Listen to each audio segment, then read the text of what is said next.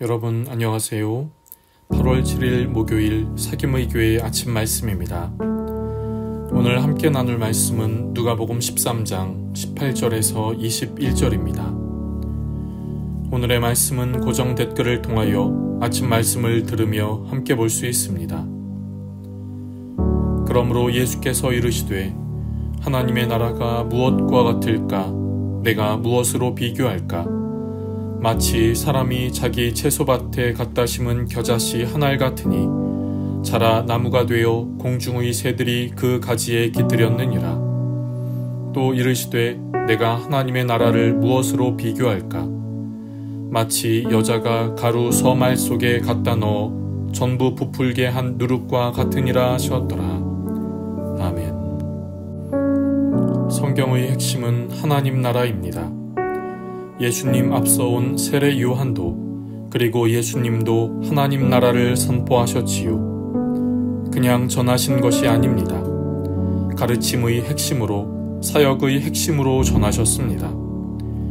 그래서 예수님의 승천 후 초대교회에서 행한 제자들의 모습을 기록한 사도행전의 마지막 장 마지막 절은 이렇게 말씀합니다. 사도행전 28장 31절입니다. 하나님의 나라를 전파하며 주 예수 그리스도에 관한 모든 것을 담대하게 거침없이 가르치더라. 사도행전의 중반 이후 사도 바울은 사역의 중심이 됩니다. 그리고 그의 삶의 거의 마지막을 기록한 사도행전의 끝부분에서 사도 바울의 삶에 대하여 하나님의 나라를 전파하였다고 말합니다. 사도 바울의 삶의 끝까지 전한 것이 하나님 나라인 것이지요. 하나님 나라는 크게 두 가지로 나누어 말할 수 있습니다. 첫째는 우리의 생명이 끝난 후 가는 하나님 나라입니다.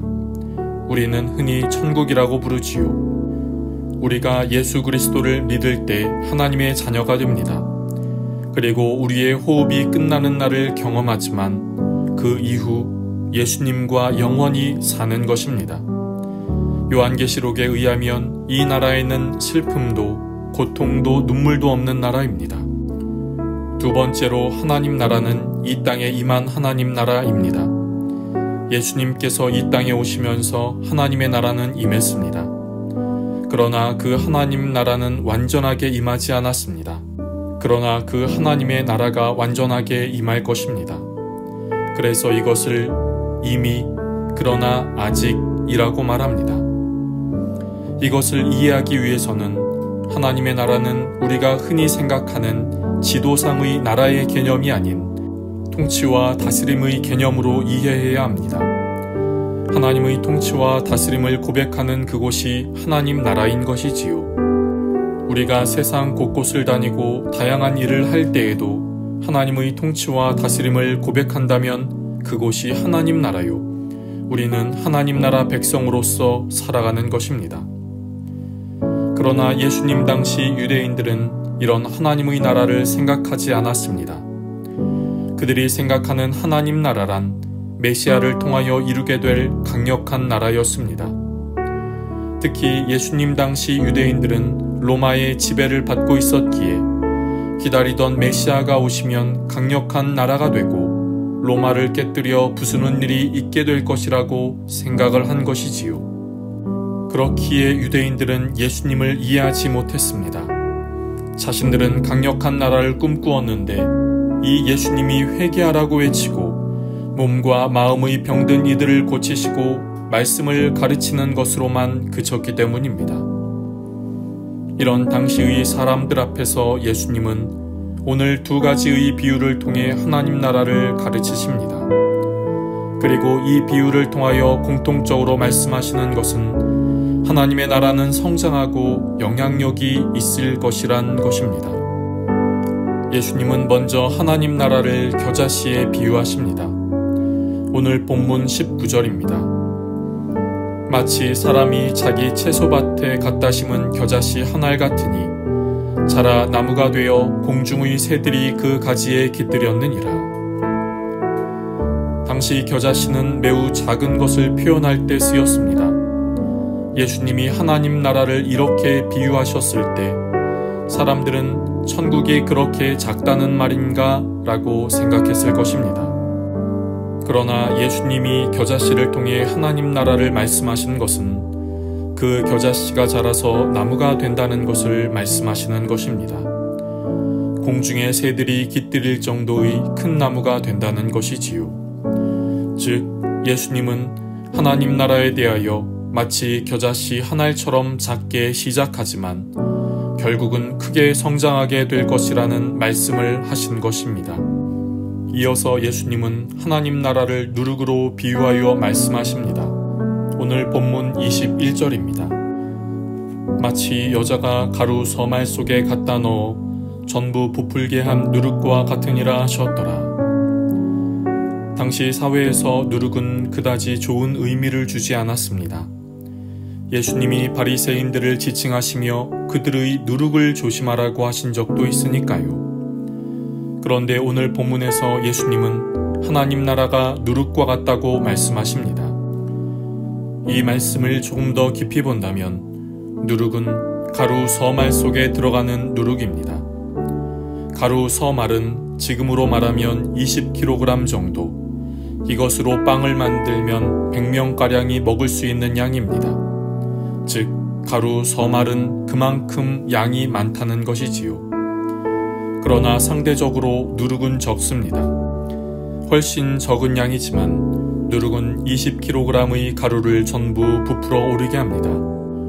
누룩의 비유는 작은 것이 큰 것에 영향을 끼친다는 것입니다.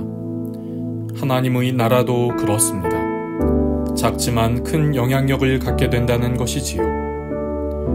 예수님이 하나님의 나라를 겨자씨와 누룩에 비유하신 이유가 있습니다. 유대인들이 꿈꾸는 물리적인 힘을 가진 하나님의 나라가 아니라는 것입니다. 말씀드린 것처럼 당시 유대인들은 강력한 하나님의 나라를 꿈꾸었습니다. 로마처럼 로마를 이길 만한 힘을 가진 나라를 꿈꾸었지요. 그러나 하나님의 나라는 물리적인 힘을 가진 나라가 아닙니다.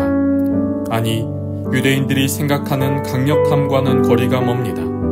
작습니다. 초라합니다. 누가 봐도 하찮게 보입니다. 그러나 작고 초라한 하나님 나라는 그대로 멈추어 있지 않습니다. 그대로 끝나지 않습니다. 하나님 나라는 자랍니다. 성장하는 힘이 있습니다. 그래서 이 세상에서 영향을 끼치고 세상을 바꾸게 될 것입니다.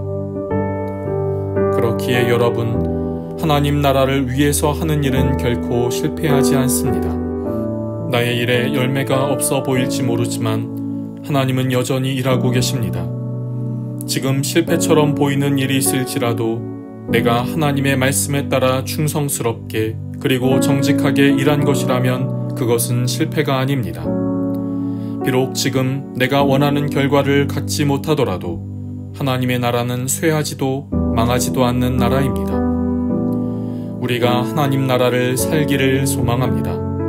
그분의 다스림과 통치를 고백하기를 소망합니다. 그러할 때에 하나님의 나라가 우리 안에 거하고 우리 안에 임한 하나님 나라는 비록 지금 작고 초라해 보일지라도 후에는 그 어떤 것보다 잘하고 영향력을 가질 것입니다. 하나님 나라를 살고 하나님 나라 안에 거하는 오늘이 되기를 소망합니다.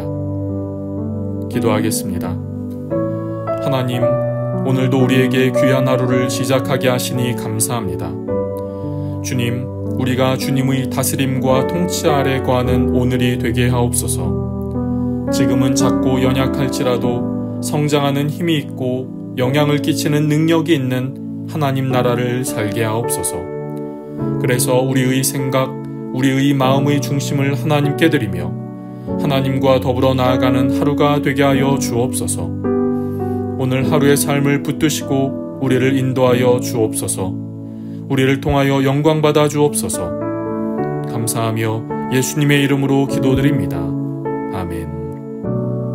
여러분, 오늘도 주님 안에서 승리하는 날 되시기를 축복합니다.